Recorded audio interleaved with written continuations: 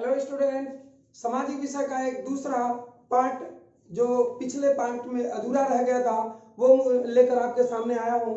तो ये देखना है जो पिछला वीडियो मैंने बनाया है, उस वीडियो में मैंने लोकतंत्र के परिणाम नामक चैप्टर से आपको पढ़ाया है, जिसमें 3 बिंदुओं पर हमने आपको बताया कि कैसे लोकतंत्र के परिणाम का मूल्यांकन करते हैं। उसी तरह से अब अगले क्रम में हम पहुंचते हैं तो देखते हैं 3 और पॉइंट मैंने लिखा हुआ है। 1, 2, 3 मैंने उस पहले वीडियो में बताया। इस वीडियो में मैंने आपको 4, 5 और 6 ये आपको लिख दिया है। तो आप इस बिंदुओं के आधार पर हम देखेंगे कि लोकतंत्र के परिणामों का मूल्यांकन हम कैसे करते हैं और क्या क्या चीजें इसमें महत्वपूर्ण चीजें होती हैं। तो चौथा देखना है, लिखा असमानता और गरीबी में कमी।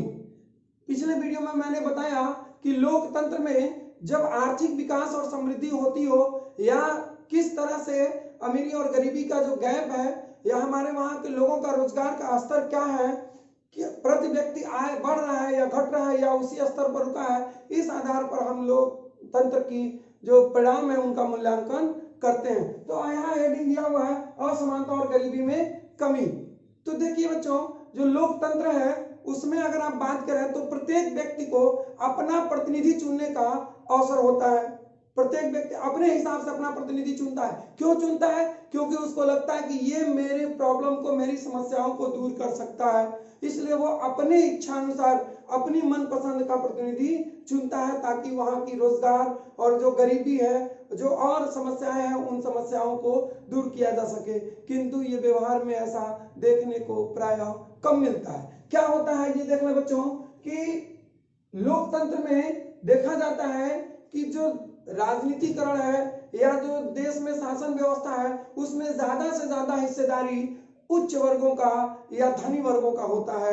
गरीब वर्ग का राजनीति से या लोकतंत्र में जो सहयोग है, जो उनकी प्रतिभागिता है, वो बहुत कम देखने को मिलती है। इसलिए वो गरीब ही रह जाते और अमीर क्या होने लगते बच्चों, और अधिक उनकी आमदनी बढ़ने लगती है। तो ये देखा जाता है कि लोकतंत्र में गरीबी और जो असमानता है वो निरंतर बनी रहती है, वो बहुत अधिक उसमें खत्म नहीं होती है। किंतु अगर हम राजतंत्र की बात करें कि और हम अगर तानाशाही की बात करें तो इसमें ये जो गरीबी की प्रक्रिया है, जो गरीबी की समस्या है, वो और अधिक विकराल रूप है। इसलिए अगर तुलनात्मक रूप से हम देखते हैं तो कहीं ना कहीं जो लोकतंत्र है वो गरीबी में गरीबों को, मजदूरों को, असहायों को अत्यधिक अवसर प्रदान करती है अपने आप को आगे बढ़ाने के लिए, अपने को समृद्ध बनाने के लिए। तो इसलिए हम कह सकते हैं कि लोकतंत्र एक ऐसी शासन व्यवस्था है जहां असमानता और गरीबी में कमी लाने का काम किया गया है। कुछ दुश्वारियां हैं, कुछ परेशानियां हैं, वो निरंतर होती रहती हैं, उनको दूर नहीं किया जा सकता, कम किया जा सकता है, खत्म नहीं किया जा सकता। तो आगे देखते हैं, अगला हेडिंग है सामाजिक विविधताओं में सामंजस्य। पिछले चैप्टर जो पढ़े थे आप लोग कि लोकतंत्र और विविधता, उसमें मैंने बताया था कि समाज में कितनी ज्यादा विभिन्नताएं हैं। लोकतंत्र उन विभिन्नताओं में क्या करता है, सामंजस्य स्थापित करने का काम करता है। अभी तुरंत मैंने आपको बताया कि प्रत्येक लोकतंत्र जो होता है उसमें हर व्यक्ति अपने हिसाब से, अपने इच्छा अनुसार, अपने मनपसंद प्रतिनिधि को क्यों चुनता है। वो क्यों चुनता है? ताकि वो उसकी बातों को आगे सरकार के समक्ष पहुंचाए, शासन में रखे और हमारे हितों की रक्षा हो। तो इस तरह से जो सामाजिक विविधताएं हैं ये देखने का काम होता है कि लोकतंत्र में इन सामाजिक विभिन्नताओं में सामंजस्य कैसे स्थापित हो रहा है। क्या इस सामंजस्य को स्थापित करने में किसी एक वर्ग को छोड़ तो नहीं दिया गया, या किसी वर्ग को साथ ऐसा कोई कार्य नहीं किया गया कि उससे उसका हानि हो, उसका नुकसान हो, उसकी आत्मा को ठेस पहुंचे। तो इस तरह से जो लोकतंत्र है, लोकतंत्र में ये देखने का काम होता है कि उसमें जो सामाजिक विविधताएं हैं उसमें सामंजस्य कैसे बैठाया जाए। पहले मैं आपको बता चुका हूं कि लोकतंत्र में या किसी समाज में समाज के इतने वर्ग होते हैं, समाज के इतनी विभिन्नताएं होती हैं, सबको एक साथ चलाना, एकदम से सामंजस्य स्थापित कर देना, एक बराबर कर देना नामुमकिन सा होता है। लेकिन यह कहा जा सकता है कि कहीं ना कहीं इन विभिन्नताओं में आपस में एक ऐसी व्यवस्था अपनाई जाती है ताकि इन जो विभिन्न विविधताएं हैं उन विविधताओं में टकराव की स्थिति और हिंसा की स्थिति उत्पन्न न हो, यथासंभव पूरी कोशिश लोकतंत्र में की जाती है कि इनके बीच में आपसी सामंजस्य बना रहे, लेकिन ये स्पष्ट है कि ये जो स्थिति है, जो विभिन्नताएं हैं वो बनी रहती है, उसको पूरी तरह से समाप्त नहीं किया जा सकता। तो लोकतंत्र में देखने को मिलता है कि समाज में बहुत सारे वर्ग हैं, किंतु फिर भी लोकतंत्र अपने कुशल नेतृत्व में, कुशल शासन प्रणाली में इन सभी विभिन्नताओं में सामंजस्य स्थापित करने का काम करता है। अगला देख लीजिए जो बहुत इंपॉर्टेंट है, नागरिकों की गरिमा और आजादी, यानी नागरिकों की जो गरिमा, सम्मान और आजादी मतलब स्वतंत्रता। आपकी बुक में ये हेडिंग दिया है, इसलिए मैंने बुक से ही लिख दिया है। नागरिकों की आप गरिमा मतलब होता है सम्मान और आजादी मतलब स्वतंत्रता।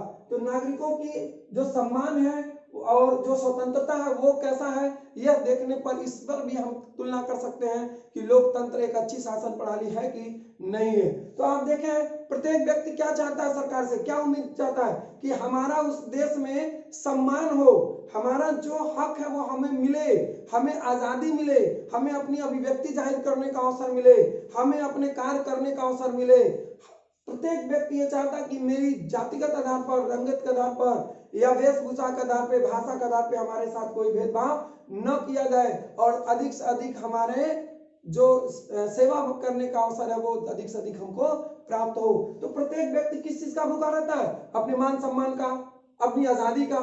अब जैसे मैं कहूँ आपको बहुत सारा धन दे दिया जाए और आपको गुलाम बना के रखा जाए, तो आप कहेंगे नहीं मुझे गुलाम नहीं बनना, मुझे बहुत अधिक धन की जरूरत नहीं है, अब मैं आजाद होना चाहता हूं, मुझे धन की जरूरत ज्यादा नहीं है, उतनी हो जितना मेरी जिंदगी को कुशलपूर्वक चलाया जा सके। तो ये बहुत, हर आदमी ये चाहता है कि उसकी मान सम्मान गरिमा भी बना रहे और हमारी आजादी भी मिली रहे। मैं जंजीरों में जकड़ करके रहना नहीं चाहता। तो जब आप तुलना करते हैं गैर लोकतांत्रिक मुल्कों से और लोकतांत्रिक मुल्कों से, तो आप पाते हैं कि लोकतंत्र में जितने अच्छे ढंग से, जितने मान सम्मान से, जितना सम्मान पूर्वक जीवन प्रत्येक नागरिक बिताता है और जितनी आजादी लोकतंत्र में लोगों को प्राप्त होती है, दुनिया के किसी अन्य जो शासन प्रणाली है उसमें प्राप्त नहीं होता। अब देख लीजिए तानाशाही लाइफ में बहुत सारे उदाहरण है देश के, सैनिक शासन जहां पर, वहां देख लीजिए, जहां राजतंत्र है वहां देख लीजिए, क्या हमारे लोकतंत्र के जैसे लोग स्वतंत्र हैं? नहीं है। तो प्रत्येक व्यक्ति इस बात का भूखा है कि हमें हमारा सम्मान मिलना चाहिए, हमें हमारा हक मिलना चाहिए, हमें हमारी आजादी मिलनी चाहिए। और वो हम जब बात करते हैं शासन व्यवस्था की, तो हमको सर्वोत्तम कौन सा शासन व्यवस्था मिलता है? वो मिलता है हमारा लोकतंत्र। और लोकतंत्र में हम देखते हैं कि हमारी गरिमा, हमारी आजादी को बहुत ध्यान दिया जाता है। कुछ मैंने बताया आपको कि कुछ कमियां हैं, उन कमियों को ही हम मापदंड के रूप में नहीं रख सकते। कमियां थोड़ी बहुत रहेंगी, लेकिन जब हम अच्छाइयों के, उनके गुणों की बात करेंगे, तो अन्य शासन व्यवस्था की अपेक्षा हमारा जो लोकतंत्र है वो एक बेहतर शासन प्रणाली है और उसमें लोगों को अधिक सम्मान और आजादी मिलती है। इसी में आजादी और गरिमा की बात की जाए तो महिलाओं की स्थिति को देख लीजिए। लोकतंत्र में आरंभ काल में महिलाएं अपने हक के लिए लड़ाइयां लड़ी, संघर्ष की, और आज स्थिति यह है कि हमारे देश की शासन व्यवस्था में महिलाओं की स्थिति भी अच्छी हो गई है। आप लोकसभा की बात कर लें, राज्यसभा की बात कर लें, गांव में महिला प्रतिनिधि की बात कर लें, तो आप देखेंगे सरकारी जो भी गवर्नमेंट जॉब में है कर्मचारी, उनकी बात कर लें, तो आज आप देखेंगे कि महिलाओं की स्थिति कहीं ना कहीं पुरुषों के अपेक्षा ठीक ठाक है। इतनी स्थिति दयनीय नहीं है जितनी पिछले समयों में होती रही है। आज उनकी स्थिति, आज हमारे देश की मिनिस्ट्री में अगर आप बात करें तो महिलाओं का वर्चस्व है। कहीं ना कहीं आज महिलाओं की स्थिति बहुत ही अच्छी हो गई है। तो इस तरह से हम देखें कि लोकतंत्र एक ऐसी शासन व्यवस्था जहां अवसर मिलता है, आप पुरुषों की महिला हो और आप अपनी जो प्रदर्शन है वो आप प्रदर्शन दिखा सकते हो। आपके अंदर जो गुण है उन गुणों को आप व्यक्त कर सकते हो, दिखा सकते हो, और उस आधार पे आप अपनी जो आपका हक बनता है, जो आपके अधिकार बनते हैं, उन अधिकारों को आप प्राप्त कर सकते हैं। एक और समूह है वंचित समूह। वंचित समूह उससे कहा जाता है जो जो जो शासन व्यवस्था द्वारा तमाम सुविधाएं दी जाती हैं या देश के द्वारा जो सुविधाएं दी जाती हैं, उन सुविधाओं को जो प्राप्त नहीं कर पाता उनको वंचित समूह कहते हैं। तो वंचित समूह में भी सुधार हुआ है। लोकतंत्र ही एक ऐसी शासन व्यवस्था है जहां वंचित समूहों की बात, क्योंकि आप जानते हैं कि लोकतंत्र में राजनीतिक दल होते हैं और वो राजनीतिक दल तमाम अलग अलग मुद्दों को लेकर के सरकार के समक्ष रखते हैं। तो वह ये जो वंचित वर्ग है उनको भी समाज के एक समाज के रूप में, समाज के विभिन्न वर्गों के रूप में स्थापित करने के लिए सरकार से प्रयास करते रहते हैं। तो आप अगर पूरी मूल्यांकन करें इस चैप्टर का कि लोकतंत्र के परिणाम के चैप्टर का, तो हम किस बातों पर आते हैं? प्रत्येक व्यक्ति क्या चाहता है? हमारी आजादी मिले, हमको समानता मिले। और लोकतंत्र से उम्मीद क्या की जाती है कि एक ऐसा वातावरण पैदा किया जाए, एक ऐसा माहौल बनाया जाए, एक ऐसी शासन दिया जाए, एक ऐसी सरकार का गठन किया जाए जिसमें प्रत्येक व्यक्ति खुशहाल हो, प्रत्येक व्यक्ति अपनी बातों को अभिव्यक्त कर सकता हो।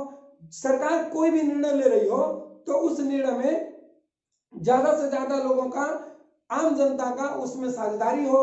तो इस तरह से अगर हम पूरी लोकतंत्र की बात करें और अन्य लोकतंत्र जो गैर लोकतांत्रिक शासन प्रणाली उसकी बात करें, तो हम तुलनात्मक रूप से अध्ययन करेंगे कि भले ही लोकतंत्र में तमाम दुश्वारियां हो, तमाम दोष हो, लेकिन अगर शासन व्यवस्था और लोगों के जीवन स्तर और आर्थिक विकास और तमाम सुविधाओं को ध्यान में रखें तो कहीं ना कहीं लोकतंत्र एक बेहतर ऑप्शन माना जा सकता है और लोकतंत्र से बेहतर कोई दूसरा ऑप्शन नहीं हो सकता। ठीक है बच्चों, तो इस तरह से ये चैप्टर आपका खत्म होता है।